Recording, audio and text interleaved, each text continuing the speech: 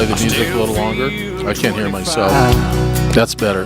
That's better. The show every Tuesday at 1 o'clock is called The Business Life. With me is my partner, Billy the Brain, better known as Bill Frank, and him and I were together for many years up in Ventura County, and we're on hundreds of radio stations all over the country doing the show called The Business Life for 3 hours every day. Now we brought it to Santa Clarita Valley. So the first segment, the first block, we're talking about robots, the article in the USA Today about technology jobs, and that, look, if your kid, if you're a grandparent or you're listening, you're driving, and your kid is involved in some form of science, technology, or math, I don't know where the jobs are going to be. So anyway, that's what we're talking about. Now, Aaron, you wanted to ask Bill Frank a question, which is a great question. I want to hear Bill's answer. What is the question? You're listening to KHTS Radio right here in Southern California. What is the question? Wow, what a setup.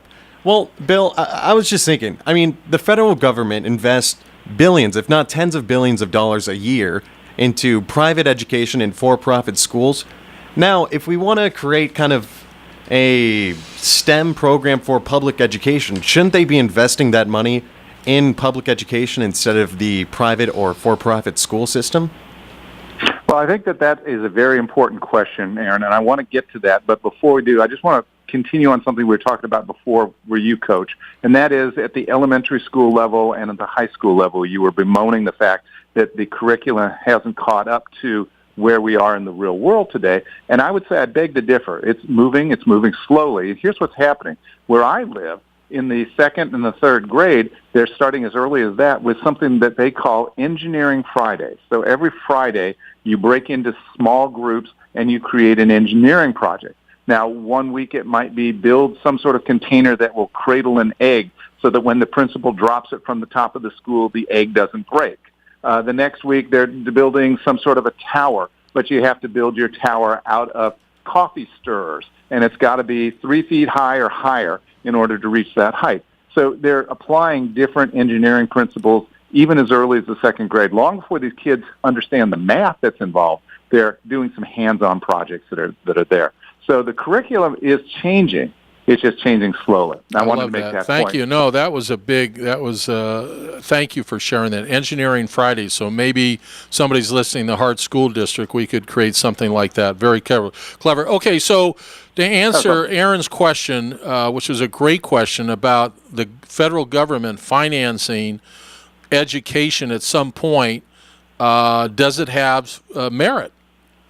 Well, and the federal government versus the state governments. As you know, here in California, we have some of the best state schools with the UC system and the Cal State system. So the government is subsidizing that education to a large degree because our taxpayer dollars are going towards those two school systems. On the federal level, it gets a little bit stickier because across the board, you've got 50 states plus Puerto Rico and the District of Columbia that you've got to be concerned about. And I'm not sure that that's practical. Furthermore, this is more of a political comment. I'm not sure that the government should be investing in education and picking the winners and the losers of what curriculum is going to be best for the world. I'm just not sure that they're capable of doing that. I mean, you look at the past 8 years, and some of the investments they've made in business have not panned out very well. You've got Solyndra, you've got A123, a lot of companies that we invested millions and tens of millions and hundreds of millions of dollars into that failed. And if that's any sort of a bellwether for how the government would invest money in education, then I'm not sure that that's going to be a wise investment of money. Right. Now, that being said... And I agree with you. I agree 100%. I'm live on Facebook right now, so if you're listening to KHTS Radio, Bill Frank and I are doing a show called The Business of Life. Move the thing over just a little bit more. Something like that's perfect. That's perfect right there. So, yes, the federal government needs to get out of our private lives, period, Aaron. The issue is the states. There's some very wealthy states. There are states that are broke. There are states in between. You know, to me, Bill, the answer about education and educating our kids so they can be employed is big corporations who are making billions of dollars need to get involved in our educational system. They're the ones that will benefit the most if they will hire bright kids that can come in and be profitable. So I look to the big billion-dollar multinational, international corporations to come and support our educational system and make it better and make it more interesting for these kids and pick curriculum where they can get a job. All right, that's the show. It's called The Business of Life. I'm on Facebook Live. Thank you, Aaron, for doing that. So, Bill, that's where my take is. Keep the government out of our pocket. Keep it out of our homes. Keep it out of our educational system, and let the Exxons and the McDonald's and everybody that's making a pretty good living. And they already are, Coach. You're selling those corporations short. These are companies that are already investing in that type of curriculum today because they recognize the need for the future. Probably the best example is aerospace. You've got Lockheed, you've got Boeing, you've got Hughes. These are all companies that invest billions of dollars. Well, I don't know if it's billions, but they invest at least millions of dollars in education to produce the engineers and that sort of thing. We need more. Some of them are doing a lot. Some of them are doing a little. I'm just saying, and then I want to change subject, and we'll talk about this as the weeks and months go along. Our educational system needs to be improved dramatically. Kids need to understand if they're going to get employed that they know how to speak properly. They actually have a skill that is hireable, and it better be a skill in the technology world. So let's leave it at that. Okay. And I want to talk about a couple of other subjects. So help me understand. In the Santa Clarita Valley, we have a U.S. congressman named Steve Knight. I've called his office 4 times to ask questions about certain things in the community or things I was interested in, and they would say all 4 times, Mr. Tunick, we'll get back to you. Not once have they gotten back to me. Not once. So I'm complaining on the air about Steve Knight, the congressman.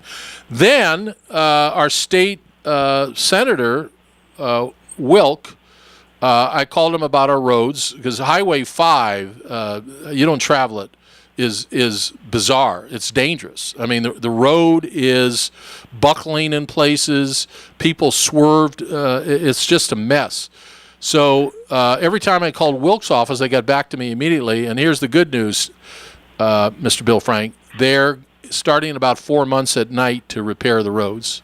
16 miles, hundreds of millions of dollars. I wish you and I had that contract, but we don't. So anyway, well, that's true. So is our form of government, the reason I want to bring this up, our form of representative government, is it working to me, most people are checked out. Other than the presidential election, are people, what percentage do people come out? 20%, 15%? Do people care? I mean, I have coffee every morning at Starbucks. There's about 10 to 12 of us. We talk about all kinds of things. We ask randomly people that walk in. We say sometimes we're doing a survey. What percentage of people in this state could tell us who our 2 United States senators were? What percentage do you think? Oh, I don't know. You've got a scientific study to back it, but I imagine it's low. I'm going to say 35%. I would say somewhere around maybe 15%. Do you know who our 2 U.S. senators are, Aaron? I don't want to embarrass you. I'll ask a different question. Is it Feinstein and Kamala Harris? Yes. Very good. Very good. All right, you're listening to Business Live on KHTS award-winning radio right here in Santa Clarita, California.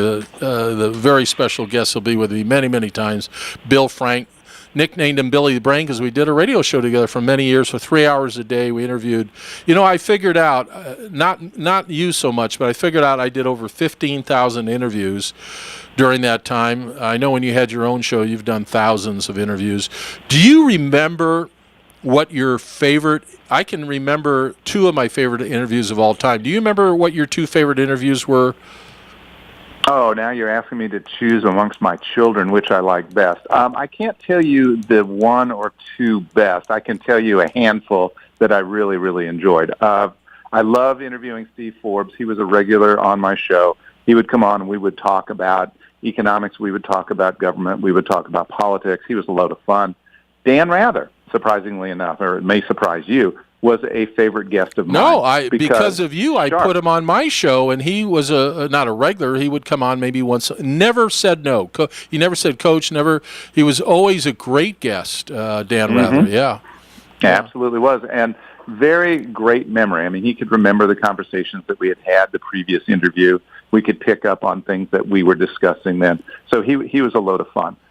Seth Godin was a favorite interview. He's a marketing maven. The purple cow guy. The purple cow guy. That's right. Is it shocking to you that my two favorite are sports people?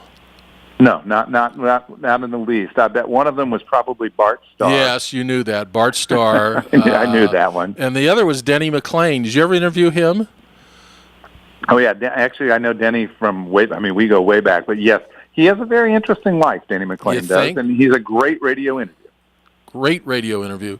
Are you there with us? Hello. Did we lose you? Hello, yeah. Oh, you're I'm still there. Here. 31 wins, spent time in prison, came out of... Anyway. All right, back to what's ruffling my feathers. Okay. We have a representative government. Steve Knight probably serves an area, Palmdale, Lancaster, Santa Clarita, maybe around 700,000 people. How does he really know what's going on in the community, and how does he represent our community in Washington? What is the value? He's doing a town hall meeting this Thursday. I was thinking about going to it, but I'm thinking I'm going to stand up, open my big mouth, say something I'm going to regret, so I'm not going. I can't keep my mouth shut. Well, now wait a minute. Let's take time out. You complain about people not going out and doing their part. If you shy away from going and speaking your mind at a public meeting like that, you're setting a bad example for others who might have had the same thought. Maybe I'll go to this thing now that I've learned about Steve Knight's town hall meeting that he's having. Maybe I will go to the town hall meeting, but if you poo-poo it, then others might be poo-pooing it. No, I'm not well. poo-pooing it. I'm just saying I don't want to go there and be negative. What I'm going to do is get him on my radio show, so I have a little bit more leverage. Because I'll put him on the radio show and then I'll tell him to his face, how come your staff doesn't respond? So if they're not responding to me, and every time I called his office, I said, I have a radio show, I'm on the radio, they go, oh yeah, right. Well, the bigger, more fundamental issue is the one that you pointed out. He represents 700,000 people. When the founders of the Constitution put it together, they probably never thought that a representative would be representing more than tens of thousands of people, not hundreds of thousands of people. But here's the dilemma. All right, if you go with that original thinking that maybe a representative would represent 10, 20,000 people at a time, you're going to explode the size of Congress. Right now, there's 100 senators, 435 reps. You're going to take that rep count from 435 and probably bring it up to 7, maybe even as high as 800 reps across the country that are representing their various districts. Now, imagine. All right, time out. Slow it down. Maybe you brought it up the other day. Slow it down. Let me ask you a question. Should we have criteria to send a representative to Washington? So should the criteria be that he's a working person, male or female? I've said it on my Facebook. I get tremendous reaction when I said we should send. We have 535 in Congress, 435 in the House of Representatives, and 100 United States senators. So I say, Bill, let's send 535 waitresses from Denny's. And I'm serious. Even my wife the other day agreed with me. You know why? They know how to clean up a mess.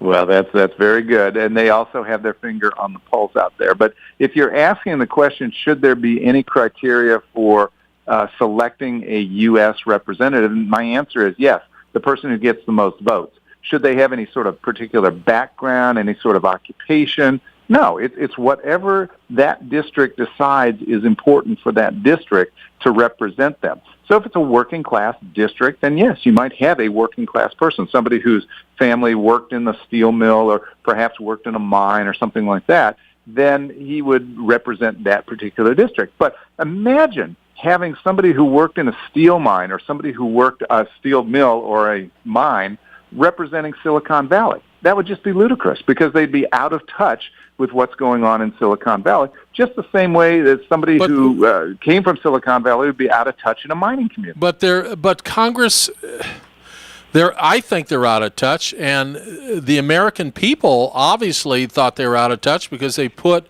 a business man into office who I'm not sure is in touch, right? I can't figure him out just yet. But the American public, whether you like it or not, the Electoral College got Trump into office, and if you understand the Electoral College and understand what the Founding Fathers were trying to do, then you understand how he became president. But the point is that I'm sick of these politicians that where's the leadership? These are do-nothing people. Anyway, I'm on my soapbox. I'm going to get off in a second because I want to change subjects. But this will be an ongoing conversation Bill Frank and I will have. He's the sober one. He seems to, Aaron, have a calmer presence. Don't you like his calm presence? I like how on fire you were just now. I'm on fire. The show is called The Business Life. It's the best radio station voted. I don't know who voted, but we won the best community award for radio station in the state of California. KHTS Radio, my wonderful partner for many years, Bill Frank, based out of Ventura, California. He'll be on many, many times. Next week, Bill, I hope you listen. It's another Ventura County gentleman who's the golf coach at College of the Canyons. He won 8 state championships with men and 2 with women. So he's won 10 state championships. I can't think of any other coach that's ever done anything like that in any sport. And he's also teaches out at Ventura College. He'll be on next week. And we're going to talk about making transitions in life, which is very difficult today. So let me change subjects and ask you about something that I think a lot of people struggle with, and that is the process of routine. My wife and I got in a discussion yesterday about, I know we have 2 minutes before we go to break, that there's a lot of unhappy people out there, and that's because we like predictability. So let me start there. We like predictability. All of us like predictability because predictability leads to reliability. And we also like a routine. So right now, out of Washington, our president is very unpredictable. That makes a lot of people nervous. We like predictability. Why do you think Amazon does so well? Because they're very predictable. You know you're going to get the product delivered in 24, 48 hours, and you know it's probably one of the best prices out there. We love routine. We love predictability. That's why Starbucks seems to do well. So when we get back from break, I'm going to ask Bill Frank, how do we deal with this scary process right now of not being able, well, life is so unpredictable when it comes from the federal government, from Washington, from the news. The news is so unpredictable. So that's a cheap plug-in. Bill Frank will have an answer for us. The show is called The Business Life every Tuesday at 1 p.m. Tune in. Love to have you tune in. KHTS Radio will be right back. We'll keep playing it. It's a great... People need to listen to that song. You love it. I love country music. All right, the show is called The Business Life every Tuesday at 1. Today, my very special guest, he'll be on many, many times throughout the year, Bill Frank. We did a radio show for many years for 3 hours a day, and we talked about all kinds of stuff like we're doing today. Our first segment was talking about robots and artificial intelligence, and your kids better get educated into science, math, and technology. Otherwise, there may not be any jobs for them. That was the first segment. And then we kind of bounced around here on the last segment. I was kind of complaining about why Steve Knight doesn't return my calls, and is our representative system of government not working. But that's another subject we can talk about another time. Now we'll finish this segment with something that's important to me, and that's routine. If you have a good routine, if predictability creates reliability, isn't that what we all want? Don't we all want a sense of feeling safe, Mr. Bill Frank, or am I off base here? I don't know if you're on base or off base. I would say people say that they want a feeling of security and so forth, but you can kiss that concept goodbye. I mean, the reality is the pace of technology is changing so rapidly that things are moving so quickly that you're going to have to get used to the perpetual change that's going on. Remember, next month is only the 10th anniversary of the iPhone smartphone. And the iPhone, remember, killed off BlackBerry and killed off Nokia and all of those mobile phone companies before it with the whole idea that you could carry a computer in your pocket. You now have more power in your pocket than we had in the entire of NASA to land men on the moon in 1969. And you're carrying it around in your pocket. So the reality is that, yes, you may want that security, you may crave that security, but you're not going to find that security. What you have to do is you're going to have to be able to differentiate between two very important things, what I call hard trends and soft trends. Hard trends are things that are inevitably going to happen.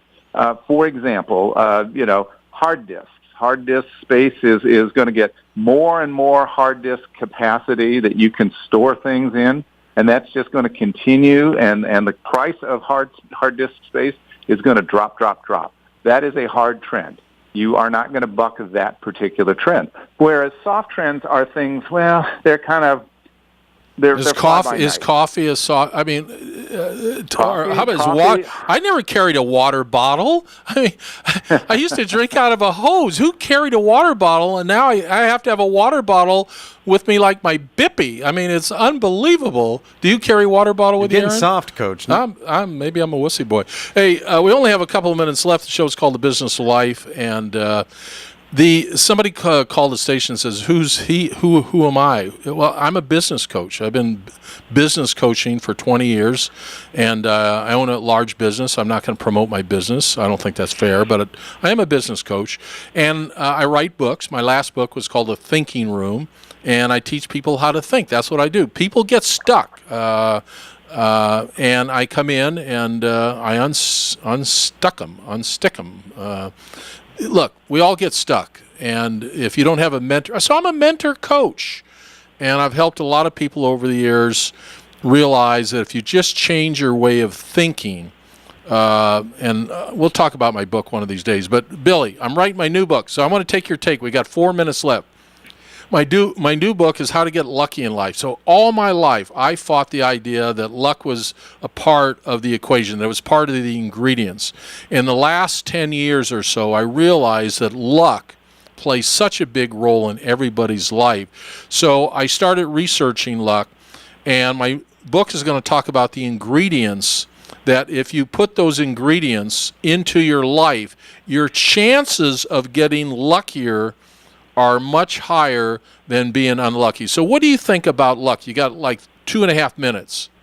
Well, I love the old expression, the harder I work, the luckier I get. And the reality is that is true. There's a whole body of research, a whole body of work right now around the subject of luck. And people have researched successful people.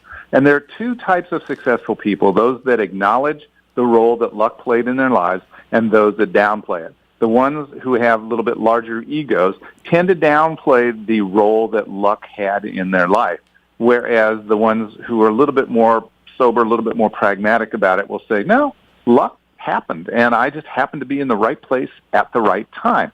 So it depends on who you talk to, but I think anybody who has achieved any kind of success in any field will recognize that they probably don't have any particular talents that are different from the rest of us. They just happened to be in the right place at the right time, working very hard at whatever they were working at in order for them to be successful. And that's what pushed them over the top. I think, you ask Michael Phelps, who is the Olympic swimmer, why did he win the record number of gold medals that he won? Well, certainly he's got skill. He's got talent. But he also has just a little bit of luck to have come up in a time in the Olympic system where American swimmers weren't quite as strong as he was, or he had a little bit of luck in that he actually is double-jointed in his ankles, which allows him to kick just a little bit harder and be just a little bit faster. So he'll acknowledge there was a certain amount of luck, but he also acknowledges there was a lot of hard work, a lot of discipline that went into being an Olympic swimmer. And I think anybody who's realistic and looks at their success recognizes, yes, I did work hard. yes, I really, really know my subject. Well, But those I also are had a some of degree the luck. ingredients. There's a lot more to it. So if you believe being in the wrong place at the wrong time is bad luck, just as you said, then being in the right place at the right time is good luck. And we'll talk a little bit about my book every week. There are ingredients, and you have to practice understanding how to use those ingredients. And as Bill said, if you're born with certain skills or you have certain talent, you're a little higher up on the luck ladder than other people. But you can find luck finds you. Let me say it that way, Bill. Luck finds you. I like what you said. The harder you work, the luckier you get. Is that true? I don't know, because if it is true, then every dishwasher would be the richest man in town. So we'll save that argument for another day. As I get closer to publishing the book, we'll get into it. Bill Frank's his name, Billy the Brain. What is your website, Bill? Give us your website. It's brainstormingonline.com. That's brainstormin, STORMIN, online.com. One more time. Brainstormin, STORMIN, online.com. He's the brightest. You'll hear his voice many times this year. The show's called The Business of Life, every Tuesday at 1 o'clock, and we just talk about life, entertainment, sports. No, not too much sports, because I do a sports show on Monday in KHTS. But we will talk about a lot of philosophy, a little government, a little politics. We'll see you next week. Well, I'll see you Thursday on Ask Brian, a business show. Thank you, everybody, for tuning in. Thank you, Billy. Thank you, pal. Thanks, Coach.